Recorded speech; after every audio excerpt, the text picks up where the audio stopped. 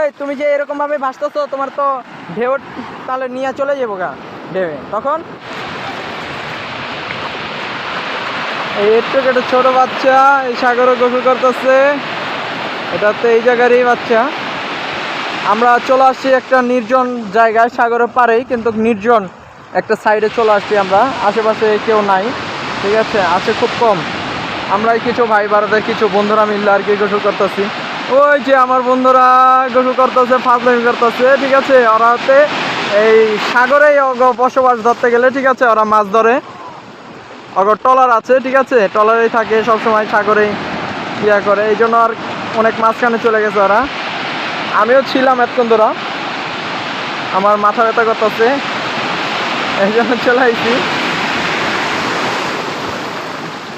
এই তুমি যে এরকম ভাবে ভাসতেছো, তোমার তো ঢেউ তাহলে নিয়ে চলে যাবো গা ঢেউয়ে। তখন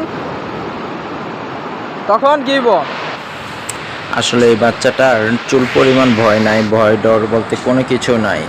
এই সাগরে একা একা গোসল করতেছে, যে কোনো টাইম যে কোনো কিছু হয়ে যেতে পারে, ঢেউ তাহলে আর কি নিয়ে চলে যেতে পারে। এই ছোট বাচ্চা কিন্তু বাবা মা ছেড়ে দিয়ে রাখছে, এদিকেরই হয়তো বা বাচ্চাটা হবে, কিন্তু ছেড়ে দিয়ে রাখছে, যে কোনো টাইম একটা অ্যাক্সিডেন্ট হয়ে যেতে পারে।